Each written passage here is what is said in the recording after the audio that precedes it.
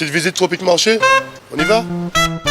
Alors on a le rayon jus, avec les sirops, tout ce qui suit. On a des ignames blanc, igname France, igname jaune, avocat, patates douces, des cives, persil, bananes, christophine, riz, haricots, la pâtisserie, le poisson, le lambi, attention, et les boudins, les acras. On va parler un peu des épices, boudin, sauce chien, graines à roussir, colombo, pâte à colombo, sauce colombo et tous nos fameux piments aussi, des vrais piments. Pitié. Chez Tropique Marché, on vous attend, on vous accueille, on est ouvert. Tout est là chez Tropique Marché. C'est bien des autres, venez qu'à Tropique Marché. On vous attend.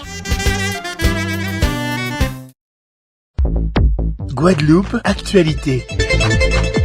Et la situation épidémiologique en Guadeloupe reste quand même plus ou moins stable. On compte 1936 nouveaux cas contre 1560 la semaine dernière. On compte tout de même près de 700 tests de plus réalisés sur la période. Les taux d'incidence et de positivité augmentent donc légèrement à 513,7 et 15,2. On est autour des mêmes valeurs a priori depuis le début de l'année. Et on assiste à l'arrivée des sous-variants d'Omicron, à savoir les BA4 et BA5, qui ne sont guère virulents.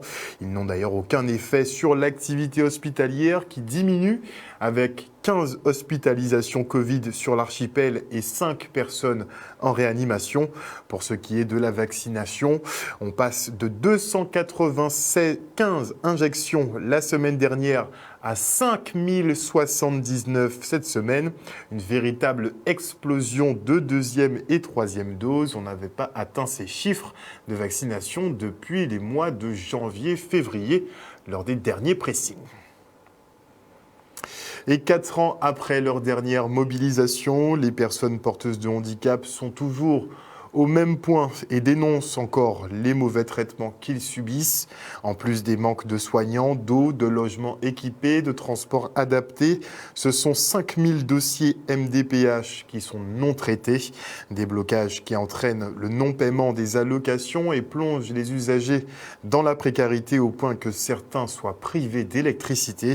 Ils se sont rendus au siège de leur autorité de tutelle au Gosier pour demander des comptes. Le reportage. Bonjour, ça nous là aujourd'hui là parce que c'est la grave qu'on paie. Ni trop souffrance et maltraitance. Depuis X temps, en 2018 nous faisons manifestation et aujourd'hui nous en 2022 rien pas avancé. Au lieu que ces mouna TP bray manger, c'est misère yo ka vrai à toutes les points. Quand corona la rentrée encore, ces mouna patini moun pour aider yo.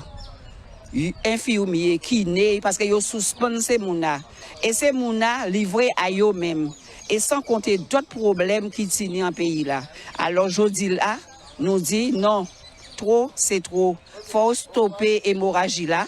Parce que nous, en Guadeloupe, et c'est là trop grave. Tant là qu'a changé, le monde qu'a changé, alors faut nous aussi mettez-nous à l'heure. Et c'est des gens qui plaignent depuis presque 2 ans. Des situations aussi là, ils n'ont pas payé, ils n'ont pas ni l'argent, ils ont coupé le courant, ils ont coupé de l'eau, et des gens qui sont handicapés, qui ont besoin d'électricité pour faire fonctionner le matériel et tout ça. Donc je dis là, nous venons à la MDPH pour nous expliquer, pour nous parler, pour nous tendre ce dit par rapport à ce soutien là. Parce que pour nous, nous sommes forme de maltraitance en dit. Par rapport à ça, c'est pas normal qu'en temps là, ça, nous en 2022, que des personnes handicapées, pas ni un soutien ni financier, ni aide. Et comme en plus, ils ont fait expulsion, ils ont fait des suspendus, eh bien, c'est mon ça, pas ni personnel de soins, pas ni monde qui a alentour pour soigner eux non plus. Aujourd'hui, il y a une délégation des représentants d'associations qui s'occupent des personnes en situation de handicap à la MDPH pour protester contre cette situation. C'est inadmissible que des gens qui en situation de handicap et ni tant de difficultés pour droit parce que fait rappeler que nous trouvons plus de 8500 dossiers. 8500 dossiers, c'est-à-dire dossiers 2021, 2020, 2019, voire 2018. Et puis c'est pour ça que depuis, c'est ma priorité des priorités. J'ai rencontré l'ensemble du personnel, j'ai rencontré les associations en plénière. Et j'ai pris l'engagement avec eux au 30 juin, de manière à ce que cette situation puisse s'améliorer. tous les lundis, je fais le point avec la directrice et l'encadrement au niveau du département, de manière à trouver les pistes, trouver les solutions. Ma très grande satisfaction, c'est qu'au mois de mai, nous avons traité près de 3000 dossiers. Notre objectif, c'est de pouvoir traiter 3000 à 4000 dossiers au cours du mois de juin, puisqu'avec les 2 CDAPH que nous aurons, ce qui permettrait d'avoir une situation beaucoup plus normale. Déjà, à la date d'aujourd'hui, nous n'avons plus de dossiers de 2018-2019 et nous faisons le point pour les régler très rapidement, ceux de 2020 qui restaient. Donc, c'est une priorité parce que, comme j'ai eu l'occasion donc de dire, c'est inadmissible qu'elle ait un monde aveugle, qu'elle ait un monde ne peut pas marcher et qu'elle il y a coupé d'oreille du jour au lendemain et je comprends toutes les conséquences, toute leur situation, puisque cela ne peut générer que des problèmes. Si loyer, si gens pour manger, à une vie qui est déjà très difficile, je dis là, c'est pourquoi c'est priorité en moins et satisfaction en moins, c'est qu'au lieu de nous traiter peut-être 50 dossiers par semaine, en recruter à peu près 40 personnes et c'est pratiquement 500 dossiers nous avons traités par semaine pour faire que d'ici le 30 juin, nous ayons notre situation et que nous portons amélioration pour tout le monde. L'association des compagnons bâtisseurs, elle retape des habitations pour aider à loger des personnes défavorisées. Spécialisés dans les chantiers participatifs et solidaires, ils ont rénové 5 logements à Gourbert, dont 2 vacants. Le reportage de Stanley Manicor.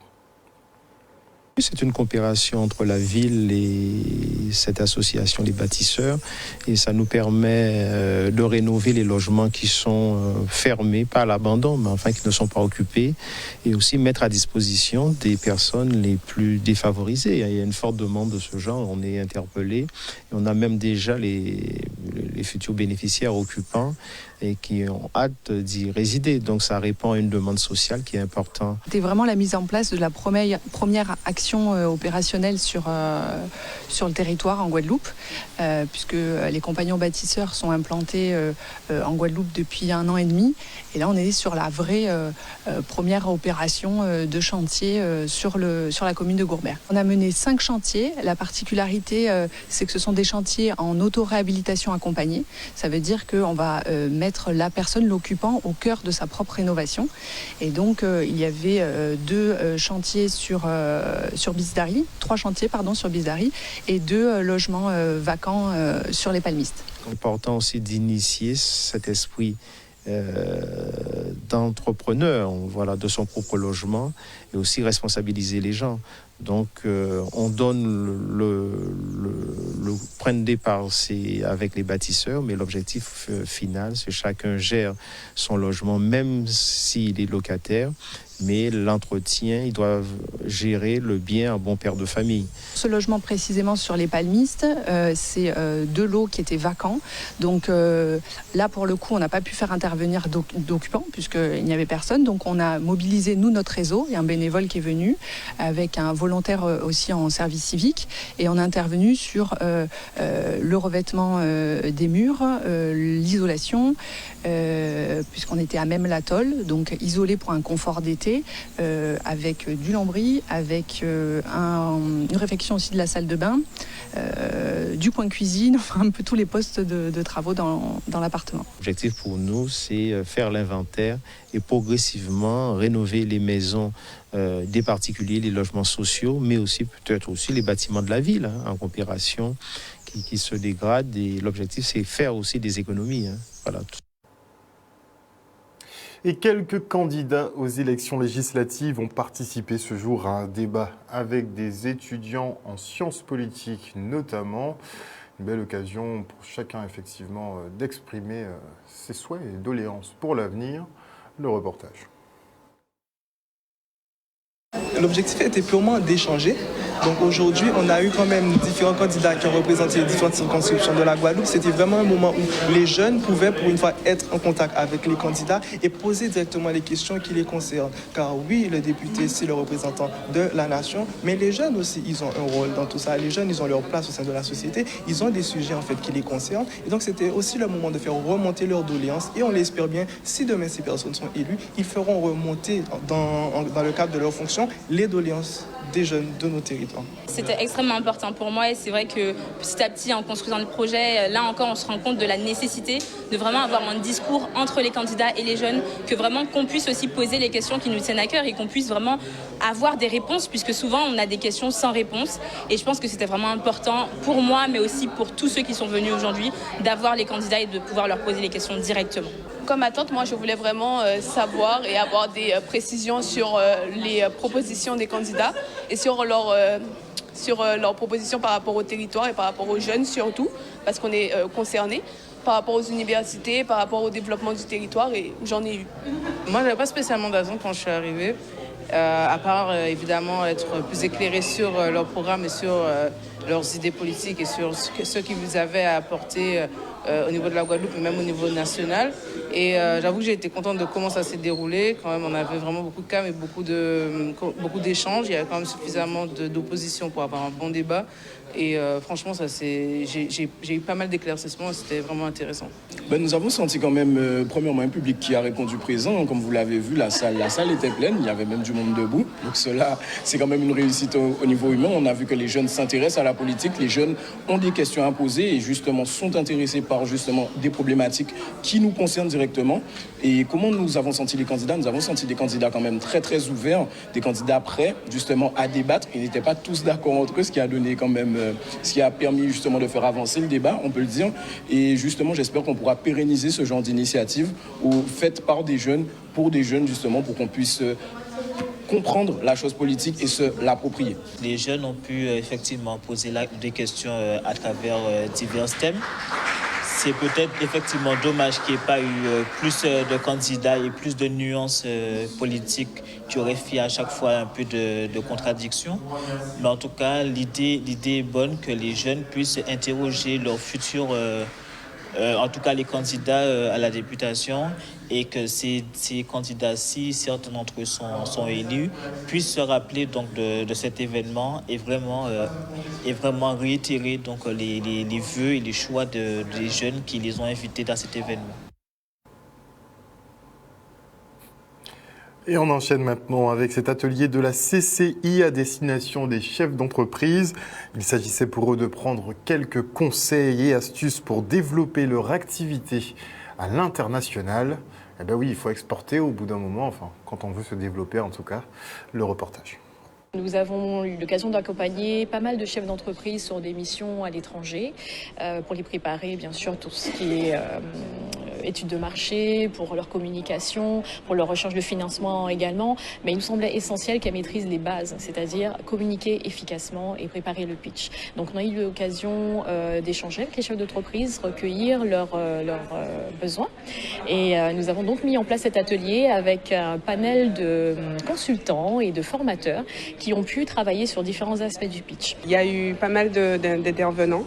On a parlé en fait beaucoup de l'image parce que c'est sur ce sujet justement que j'interviens et en fait j'étais la personne en fait qui devait coacher les participants en fait sur leur apparence quand ils se préparent à un business à l'international. Il faut vraiment les préparer pour qu'ils puissent mettre vraiment toutes les chances de leur côté parce qu'en fait si vous voulez l'apparence en fait c'est ce qui compte.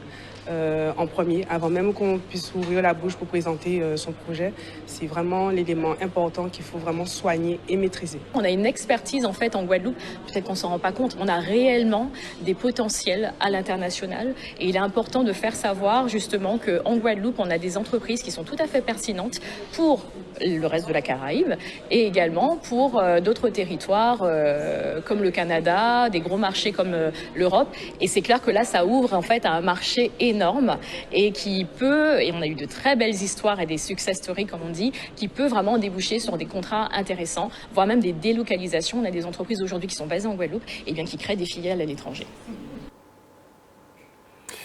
Et aujourd'hui, c'est la journée mondiale de l'océan et à cette occasion, plusieurs associations et entreprises privées en ont profité pour nettoyer la plage du bourg de Sainte-Anne. Une mention pour les tout-petits et les jeunes qui les accompagnaient. Regardez.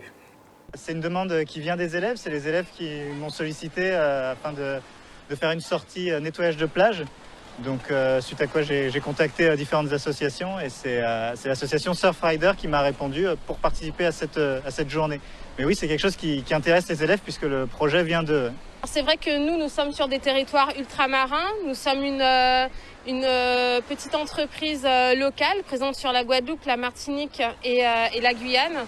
Nous vivons dans ce beau cadre, donc c'est notre environnement, préserver les océans. Nous pensons que c'est une démarche que toutes les entreprises doivent avoir au niveau mondial, mais aussi au niveau local. C'est l'action main en main qui a comme rôle justement c'est de la sensibilisation à la pollution en mer, non seulement au niveau de la masse, c'est-à-dire des objets, quel que soit l'objet qui se trouve, qui n'a rien à faire au niveau du milieu marin, la sensibilisation au niveau des écoles, au niveau du grand public. C'est le rassemblement de plusieurs associations. C'est vraiment quelque chose d'important puisque c'est à cet âge-là que se développe l'intérêt pour la nature, pour les projets citoyens comme ceci. Donc c'est vraiment le moment où il faut commencer à faire ces actions-là. Donc je pense que c'est très important, oui. Et toujours dans le cadre de cette journée des océans, 20 collégiens du collège Aurélien Lambourd de Desabîmes embarqueront pour une croisière pédagogique. Au-delà de la préservation de l'environnement, les jeunes devront travailler leur vivre ensemble. C'est compliqué ça, le reportage.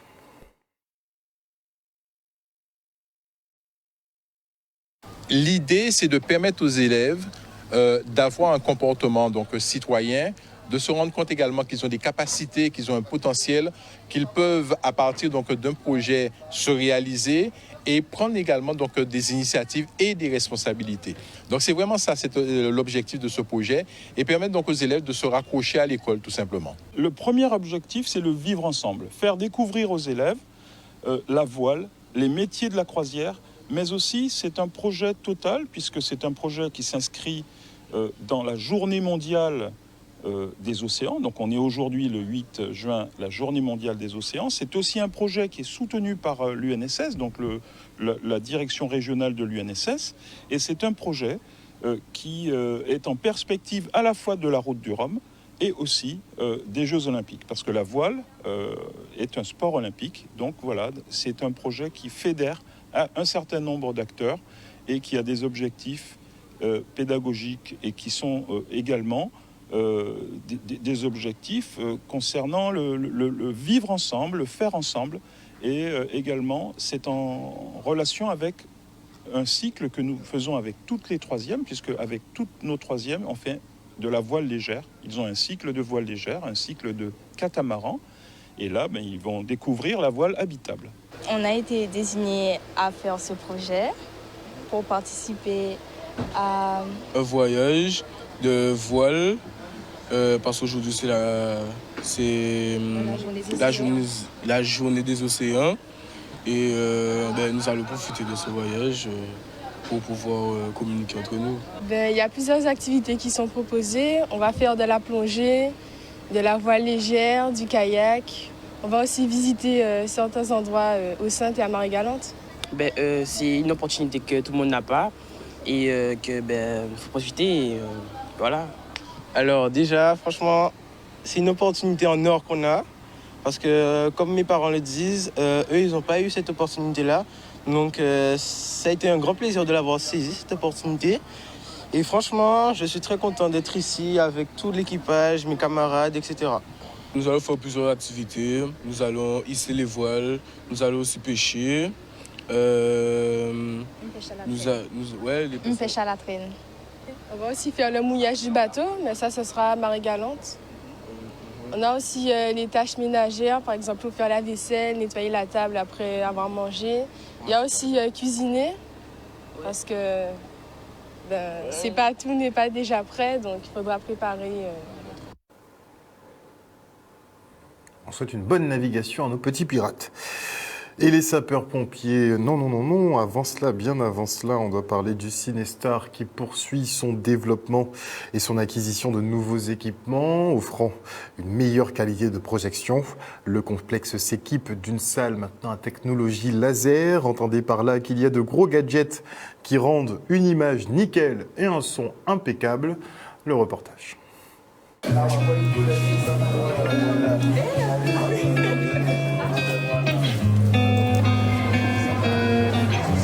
sommes ici ce soir au Multiplex Cinestar pour présenter la toute dernière technologie de projection laser apportée ici en Guadeloupe par le groupe Caribbean Cinéma.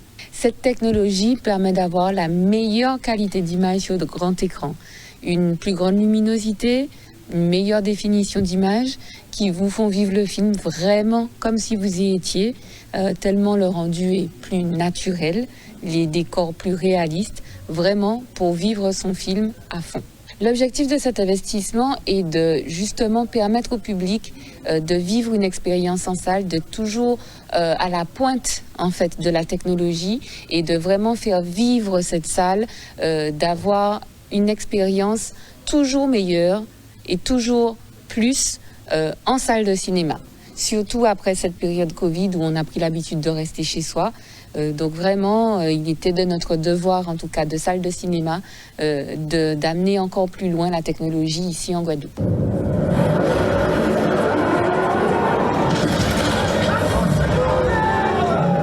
Vous venez, je suis persuadée que vous allez apprécier tout autant que moi, tout autant que le personnel qui jusqu'à maintenant est encore sous le charme puisqu'on a installé ce matériel depuis une semaine et je l'espère les spectateurs qui auront la chance de bénéficier de l'avant-première de Jurassic World, le monde d'après. Vivre cette expérience au cinéma, c'est une occasion de sortie en famille, entre amis, en couple et vraiment, si on veut passer un bon moment par les temps qui courent, ça n'a pas de prix. Donc allez-y, faites-vous plaisir. On a vécu 2 ans difficiles. Allons-y.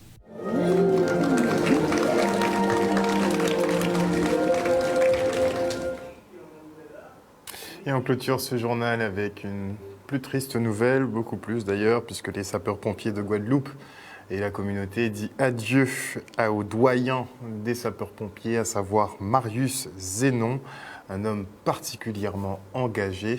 Regardez. C'est un homme d'amour, c'est un homme gentil, qui n'aimait pas le désordre, qui n'aimait pas qu'on parle trop, il n'aimait pas ça. Et en plus, il aimait sa profession de sapeur-pompier. C'est pourquoi j'ai tout fait. J'ai demandé des autorisations au directeur de justice qui a accordé qu'on puisse l'enterrer en tenue parce qu'il a beaucoup travaillé. C'est le doyen des sapeurs-pompiers. Il a participé à des manifestations sportives en métropole pour représenter le corps des sapeurs-pompiers. Il ramenait la coupe. C'est un joueur de football aussi, c'est un des premiers joueurs du Colonial Club. C'est un très grand sportif. Depuis 1952, il était sapeur-pompier. Et là, il est sorti caporal-chef. Et il aimait tous ses collègues et ses collègues ne l'ont jamais lâché. Parce qu'à chaque fois qu'on était ensemble, il appelait ses collègues. Et moi-même, je dirais que j'ai presque grandi chez les sapeurs-pompiers parce qu'avec lui, j'ai participé à toutes les manifestations.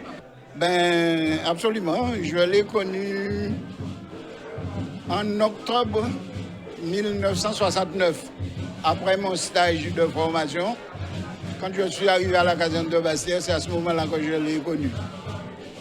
Et j'ai su donc que lui, il était champion de France du parcours sportif des sapeurs-pompiers. Et ne voilà-t-il pas que je me rends compte qu'il a battu encore un exploit. Il était le plus ancien des sapeurs-pompiers à la retraite en Guadeloupe. Une très belle carrière. D'ailleurs, quand je l'ai vu exécuter certaines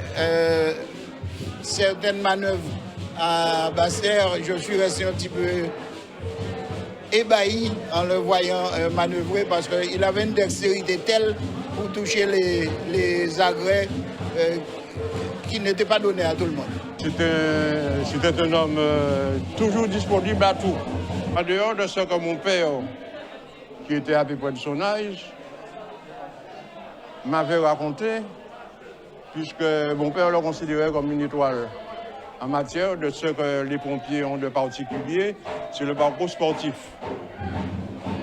Eh bien, il a représenté la Guadeloupe pendant plusieurs années. Et c'est seulement quand le service est devenu, ces structures est devenues départementales, il y a des jeunes qui sont véritablement arrivés.